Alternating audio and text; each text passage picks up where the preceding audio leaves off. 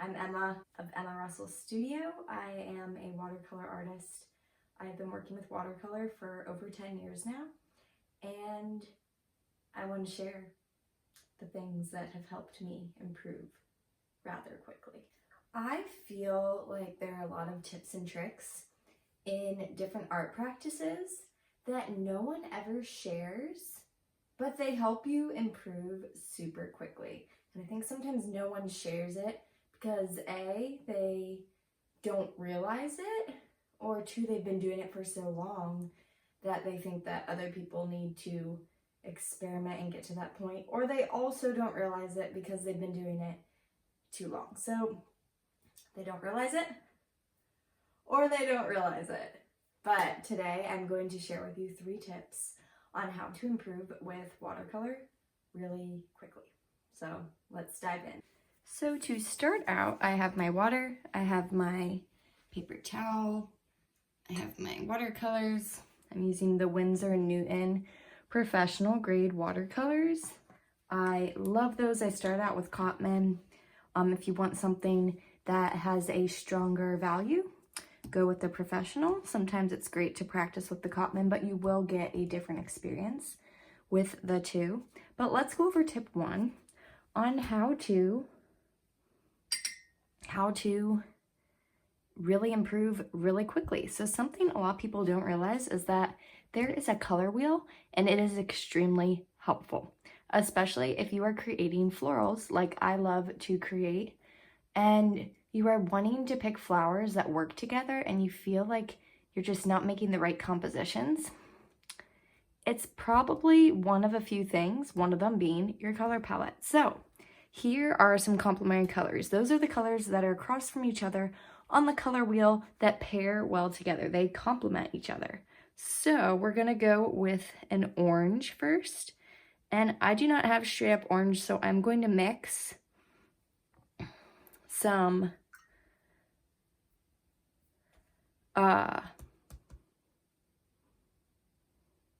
red. This is a, why are my words gone?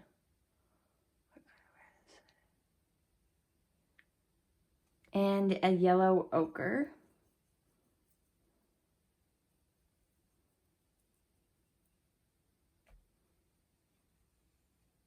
I'm gonna make an orange. And then that goes with blue. Blue is across from it on the color wheel, so I'm gonna grab a blue. So you could pair that together. You could have something like, let's just kind of paint part of a tulip opening.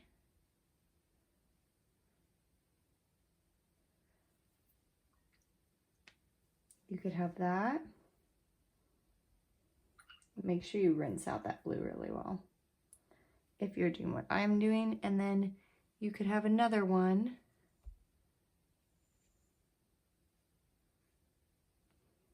Maybe you have a peony next to it and see how well they work together. You could even go in and add little dots around, and it really goes well. Another common one is red and green. Now I'm going to use like this alizarin crimson, this deep red. Put it over here. And then for green, I'm going to mix Payne's Gray with some sap green. So we're going to mix some sap green with some Payne's Gray. This tube has lasted me about 2 years, and I paint a lot. So even though the professional watercolors are more expensive, they are worth it if you enjoy them. So that is my take on Winsor & Newton. Not sponsored. I hate when people say not sponsored. This is just my honest opinion, because a lot of people take sponsored posts that it's also their honest opinion. So I hate when people are saying that. They just give it a bad rap by saying that. Okay, anyway. So we got that deep green. So, you know, think of Christmas. Christmas goes well together. Another combination is yellow and purple. So I need a little bit more yellow on my palette. I really love this bright lemon yellow.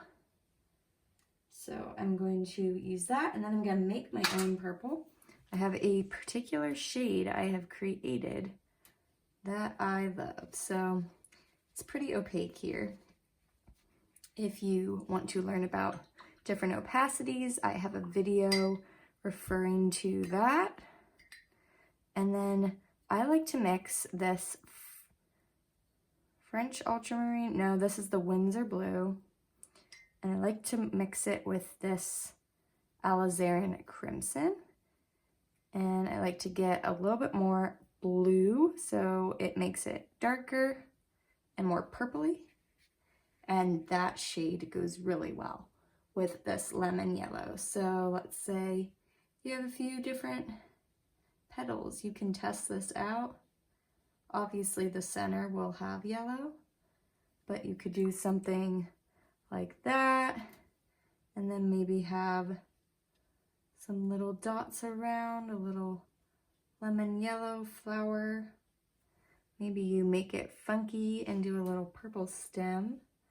Maybe it doesn't look totally realistic and you're just creating fun patterns. Those go really well together. So those are just some ideas, but you pull out a color wheel and you can see that any color across from each other, directly across from each other, is going to work together. So, speaking of, you know, color palettes, and the next thing that really is going to help you improve quickly is composition, and I'm going to show you it right here. So composition is amazing. It can change the whole perspective. Let's say that you have your sheet of paper and your flowers, they will go really well together in a few different ways. You can do a C curve, have your flowers go along in a C pattern. Let's test this out a little bit using our complementary colors. So let's just draw. Let's just make some little petal marks in a C curve. And I want you to see, get it? I want you to see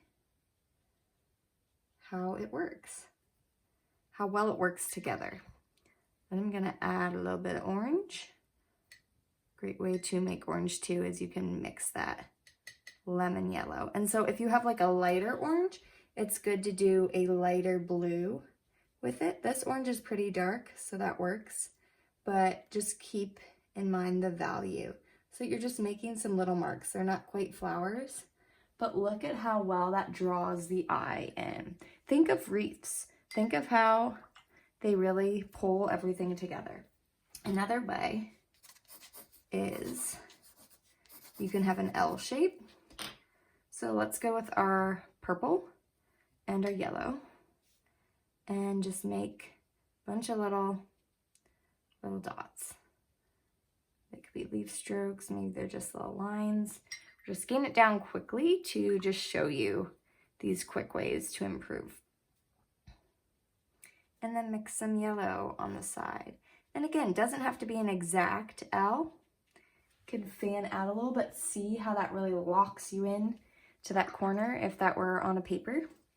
And then the other way is an S curve. I particularly love to work with S curves. And so think of it as kind of like, and it doesn't even have to be an exact S. It's more going with the squiggles, like that squiggly look. So it doesn't have to be, curves don't have to be as curved. So I have the red and I have a little bit of my green. Just gonna kind of do what we did before. Maybe make some go deeper, maybe have that go out. So you're going into that S pattern. It really creates a lot of movement around your page. And my last tip, which I have an entire video on opacity, but here is a quick way of just kind of this, like, I like to call it water to cocoa exercise. So you kind of lay out some water on your page and stick with the color like green, and you're just gonna add a touch to it. And I want you to just like mix each around, and you're gonna keep this pretty watery. You're gonna add a little bit more paint here. And then here is where you're even going to like blot maybe a little bit with your paper towel. Pick up some water and go in with a lot of heavy pigment. So just playing around with the levels of opacity and play and have fun and really incorporate it a lot. And just try out all these things. Try out what it would look like in this S shape if you made it really, really light and you kept adding a touch more water and lightened it. Play around. Don't worry about getting these distinct expressive marks. This is a really great way to warm up too.